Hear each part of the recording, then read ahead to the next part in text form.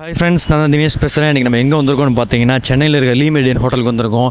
இன்றைக்கி வந்து டிவிக்கோட influencers meet வந்து நடக்குது. உள்ளே வந்து பெரிய பெரிய செலிபிரிட்டியிலேருந்து பெரிய பெரிய இன்ஃப்ளூயன்சர்ஸ் நிறைய பேர் வந்திருக்காங்க. நிறைய பேர்கிட்ட நம்ம கொஷின் கேட்க போகிறோம். இந்த வீடியோ வந்து ரொம்ப இன்ட்ரெஸ்டிங்காக இருக்க போது. நம்ம வந்து எல்லா கொஷினும் வந்து தளபதி ரிலேட்டட் தான் கேட்க போகிறோம். யார் என்ன கொஷினுக்கு வந்து ஆன்சர் பண்ணுறாங்க, எப்படி ஆன்சர் பண்ணுறாங்க, எவ்வளோ வித்தியாசமாக ஆன்சர் பண்ணுறாங்கன்னு சொல்லி பார்ப்போம். நிறைய பேர் உங்களுக்கு பிடிச்ச ஃபேவரட் ஆக்டர் கூட இங்கே வரதுக்கு சான்ஸ் இருக்குது. இந்த வீடியோ ஃபுல்லாக பாருங்கள். அப்போ தான் வந்து யார் யார் வந்திருக்காங்க, யார் யார்கிட்ட நம்ம கொஸ்டின் பண்ணுறோம், யார் யார்கிட்ட நம்ம பேசணும்னு சொல்லி உங்களுக்கு தெரியும். நம்ம சேனலை சப்ஸ்கிரைப் பண்ண பார்த்துங்க, மறக்காம சப்ஸ்கிரைப் பண்ணி பெல் பட்டன் ப்ரெஸ் பண்ணிக்கோங்க. அப்போ நம்ம போகிற விஷயம் டக் டக் நோட்டிஃபிகேஷன் வரும். சரி வாங்க, உள்ளே தான் ஃபங்க்ஷன் நடக்குது. உள்ளே போய் எல்லார்ட்டையும் நம்ம கொஸ்டின் கேட்டு எல்லாரையும் வந்து கொஞ்சம் கன்ஃபியூஸ் பண்ணி விடுவோம்.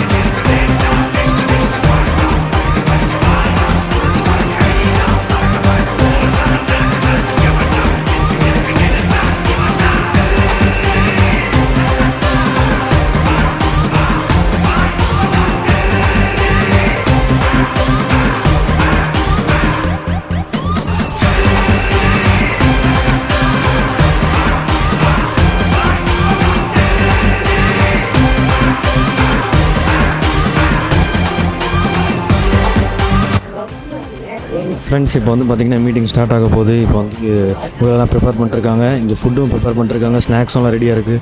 பவுன்சர்ஸ்லாம் இருக்காங்க. ஒரு இன்ஃப்ளூயன்ஸாக தான் வந்துக்கிட்டே இருக்காங்க. பார்ப்போம் எப்படி இருக்குன்னு சொல்லி.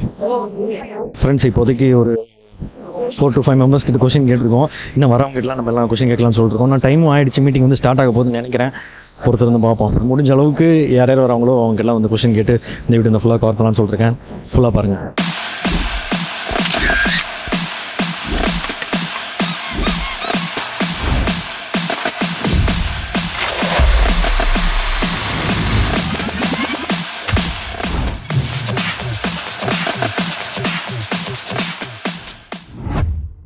உங்ககிட்ட ஒரு கொஸ்டின் கேட்கலாங்களா? சொல்லு தம்பி. விஜய் சார் வந்து உங்களுக்கு வந்து ஆக்டரா பிடிக்கல, இல்லை ஒரு அரசியல்வாதியா உங்களுக்கு பிடிக்கல? எனக்கு ஒரு அரசியல்வாதியாக தான் பிடிக்கும். சார், என்ன காரணம்னு சொல்ல முடியுங்களா?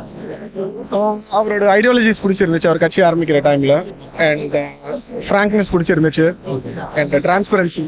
ஸோ இதனால எனக்கு வந்து அவர் ஆக்டரை விட பொலிட்டிஷியனாக தான் ரொம்ப நிறையா பிடிக்கும். Okay okay, thank you. பேர் விஜய், வெளியூர்லேருந்து வரேன். நம்ம ஆதவண்ணாவோட தொகுதியிலேருந்து. ஓகே, நீங்கள் எப்படி இருக்கீங்க? நல்லா இருக்குமா? நல்லா இருக்கீங்களா? ஓகே, சொல்லுங்க. உங்ககிட்ட ஒரு கொஸ்டின் கேட்கலாம்னு சொல்றீங்க. இப்போ வந்து தளபதி விஜய் சார் கிட்ட ஒரு பேசுறதுக்கு ஒரு வாய்ப்பு கிடைக்குது. நீங்க வந்து என்ன பேசுறீங்க? என்ன கேட்பேன்னா, ஃபர்ஸ்ட் ஒன் வந்து எப்படி நான் அவ்வளோ பெரிய ஒரு 70 வருஷத்து கட்சியை வந்து அசால்ட்டா அடிச்சு நொறுக்க முடியும்னு எப்படி நம்பினீங்கன்னு கேட்பேன். நீங்க 2-3 வருஷத்துல எப்படி சிஎம் ஆக முடியும்ன்றது நம்பினீங்கன்னு நான் கேட்பேன். ஏன்னா நம்ம வந்து ஒரு புது கட்சி புதுசா வரும், நமக்கு வந்து ஃபேன்ஸ் இப்போ எல்லாரும் சொன்ன மாதிரி ஃபேன்ஸ்ல வந்து ஓட்டா மாறுமான்னு கேட்டாங்க. அது உங்களுக்கும் தெரியும். பட் ஆனா அப்படி இருந்தாலும் எங்களெல்லாம் நம்பி எப்படின்னா நீங்க இறங்குனீங்க? முதல்ல எங்களை எப்படி முதல்ல நம்பினீங்க? நாங்க பண்ணுவோம், நீங்க எப்படி நம்பினீங்க அப்படி கேட்பேன். அவ்வளவுதான். ஸோ ஏன்னா இது வந்து சாதாரண ஒரு விஷயம் கிடையாது இல்லை, ஏன்னா இது ரொம்ப பெரிய விஷயம். இதெல்லாம் வந்து அப்படின்னும் போது முழுக்க முழுக்க எங்களை மட்டுமே நம்பி, நம்மளை மட்டுமே நம்பி எனக்காக இவங்க பண்ணுவாங்க, எனக்காக எதையும் செஞ்சவங்க என்னை சிஎம்மாவும் ஆக்கி வைப்பாங்க அப்படின்னு ஒரு நம்பிக்கையில் இறங்கி வர்றதே பெரிய விஷயம். அவர் தோத்துருந்தாருன்னா அவர் பெருசா ஓட்டிருப்பாங்க. பெருசா ஓட்டி அடிச்சு டம்ப் பண்ணி கீழே தள்ளியிருப்பாங்க. ஆனா இன்னைக்கு அவர் யாரெல்லாம் எதிர்த்தாரோ அவங்க அடிச்சு கீழே டம்ப் பண்ணி குழியோடு குழியாக்கி மொத்தம் முடிச்சே விட்டாரு. ஃபா பண்ணிட்டாரு, சொல்ல போனா ஃபாதா. சோ இதுதான் கேட்பேன். பேசுற வாய்ப்பு வச்சா ஃபர்ஸ்ட் இதுதான் கேட்பேன். நான் ஜோ, நான் சென்னையில இருந்து வரேன். நான் உங்ககிட்ட ஒரு கொஸ்டின் கேட்கலாம். கேளுங்க. விஜய் சார் வந்து உங்களுக்கு ஒரு ஆக்டரா பிடிக்கல, இல்ல ஒரு அரசியல்வாதியா உங்களுக்கு பிடிக்குங்களா? ரெண்டுமே பிடிக்கும். என்ன காரணம் சொல்ல முடியுங்களா? ஏன்னா ஒரு ஆக்டரா அவரோட ஆக்டிங்கு, அவரோட ப்ரெசன்ஸ் எல்லாமே நம்ம பார்த்துருக்கோம். ஸோ அதனால நம்ம ரொம்ப அட்மயர் ஆகிருந்தோம். அது வந்து ஒரு பெரிய ஜேர்னிக்கு அப்புறம் தான் நம்ம வந்து அவரை ரொம்ப ரொம்ப அட்மயர் பண்ண ஆரம்பித்தோம். ஏன்னா அவர் வந்து எப்படி ஆக்டிங் பண்ணுவார், எப்படி ஃபைட் பண்ணுவார், இதெல்லாமே பார்த்து நம்ம அதுக்கப்புறம் அட்மயர் ஆகிருக்கோம். ஆனால் ஒரு பொலிட்டிஷியனாக அவர் வந்து ஸ்டார்டிங் வரும்போது அவருக்கு ஒரு மார்க் கொடுக்கணும்னு பார்த்தா எந்த மார்க்குமே அவர் கொடுக்குற மாதிரி இல்லாமல் இருந்தார். ஏன்னா ஒரு நியூ கம்மர், அவர் வந்து ஆக்டிங் பண்ணுவார் தெரியும், பட் பொலிட்டிஷியனாக என்ன பண்ண போகிறோம் நம்ம யாருக்குமே தெரியும். ஆனால் நமக்குலாம் ஒரே ஒரு கான்ஃபிடென்ட் இருந்துச்சு, இந்த மனுஷன் வந்தால் ஏதோ ஒரு புதுசாக ஒன்று பண்ணுவாப்புல, அந்த ஒரு கான்ஃபிடென்ட் இருந்துச்சு. அந்த கான்ஃபிடென்ட்டில் தான் நம்ம எல்லாருமே அவரை வர வச்சோம். வர வச்சதுக்கப்புறம் நம்ம வர வச்சது ரொம்ப ரொம்ப கரெக்டுன்ற மாதிரி அந்த ஒரு 3 month கேப்லேயே வந்து பல வருஷமா இங்க சில கட்டமைப்புகள்லாம் பண்ணி வச்சிருப்பாங்க இல்லையா, இதுதான்டா இங்க அரசியல். அந்த அரசியலை அப்படியே பொடியா நறுக்கிட்டு வந்திருக்காப்புல. இதை வந்து எப்படி நம்ம வந்து எந்த வார்த்தையை நம்ம சொல்றோம்னு தெரியல. பேசிக் நான் ஒன்னே ஒன்று சொல்றேன், இங்க ஒருத்தன் ஒரு எம்எல்ஏவா ஜெயிக்கணும்னா 10 கோடி ரூபாய் கிட்ட நம்ம செலவு பண்ணாதான்டா ஜெயிக்க முடியும். ஆனா விஜய் அண்ணா அதுல மட்டும்தான் உங்ககிட்ட 10 ரூபாய் இருந்தாலே போதும், உன்னை நான் வந்து மக்களுக்கு உனக்கு சேவை உண்மையாவே ஆட்டணுன்ற எண்ணம் இருந்துச்சுன்னா உன்னை நான் எம்எல்ஏவாக்கி அழகு பார்க்குறேன், நீ மக்களுக்கு சேவை பண்ணுன்னு கொண்டு வந்தது ஒரு மிகப்பெரிய ஒரு மாற்றம். இப்படி ஒரு விஷயத்த விஜய் அண்ணாவை தாண்டி உலகத்துல இனி வர ஜென்மத்துல கூட எவனுமே பண்ண முடியாது.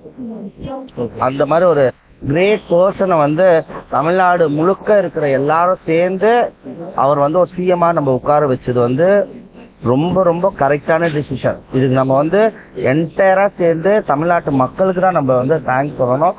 இந்த தேங்க்ஸை வந்து தமிழ்நாட்டு மக்களோட நம்ம நிறுத்திடக்கூடாது, இன்னும் எல்லா மாநிலங்களுக்கும் சொல்ல வேண்டிய காலம் விரைவில் இருக்கு. அதுக்கு நம்ம வெயிட் பண்ணிட்டு இருக்கோம். என் பேரு சுஜிதா, நான் கோயம்புத்தூர்ல இருந்து வந்திருக்கேன். ஓகே, உங்ககிட்ட ஒரு கொஸ்டின் கேட்கலாங்களா? ஷூர். உங்களுக்கு வந்து விஜய் சார் வந்து ஆக்டரா பிடிக்குங்களா இல்ல ஒரு அரசியல்வாதியா உங்களுக்கு பிடிக்குங்களா? சூப்பரான கொஸ்டின் ஒண்ணு கேட்டீங்க.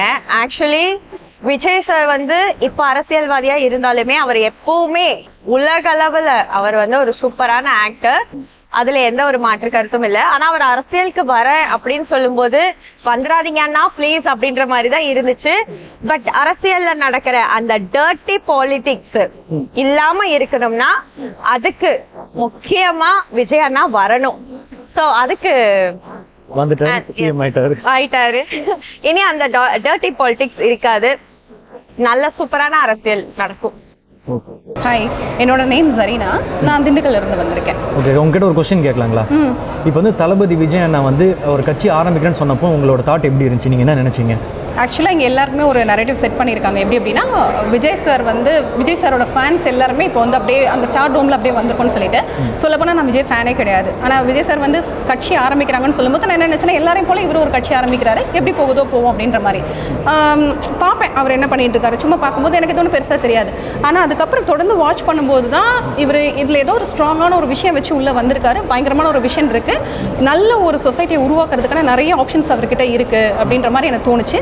செகண்ட் திங், அந்த கரூர் இன்சிடென்ட்டுக்கு அப்புறம் என்னோட ஃபுல் இதுவுமே எப்படி ஆயிடுச்சுன்னா கண்டிப்பாக இவருக்கு சப்போர்ட் பண்ணேன். ஏன்னா இந்த கரூர் இஷ்யூ பின்னாடி என்னெல்லாம் இருக்குன்றத பொதுமக்களாக என்னால் உணர முடிஞ்சிச்சு.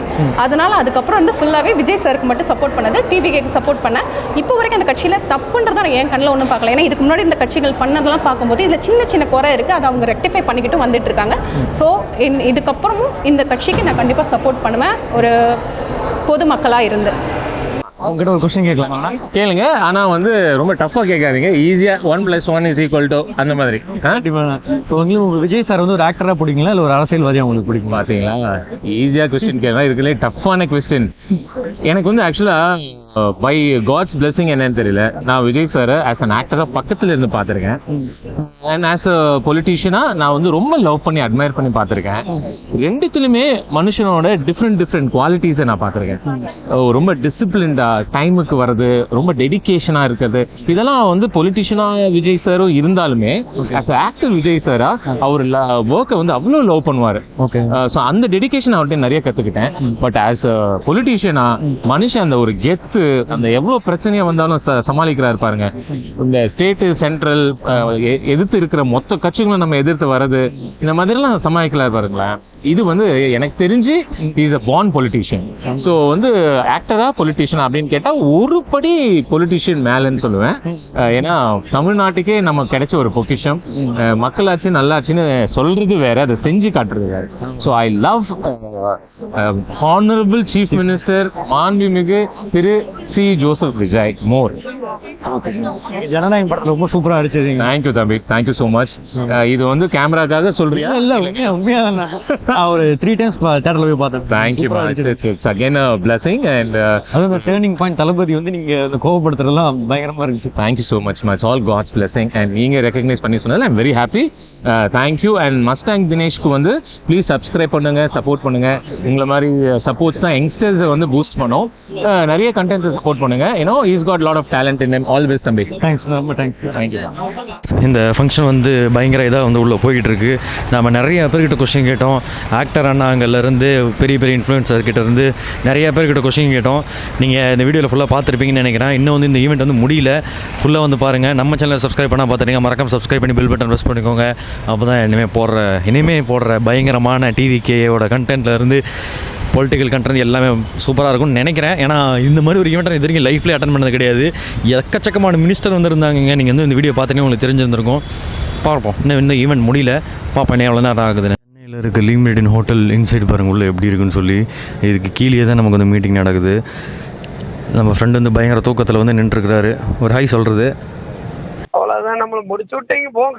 சரிங்க, நம்ம வந்து இப்போ கீழே போய் மீட்டிங்கை கண்டினியூ பண்ணுவோம். உள்ளே வந்து லோயோலா மணி அண்ணா வந்து பேசிகிட்டு இருக்காரு. நிறையா விஷயம் பேசியிருக்காரு. இப்போ நம்ம போய் வந்து கண்டினியூ பண்ணுவோம். என்ன தான் நடக்குதுன்னு பார்ப்போம்.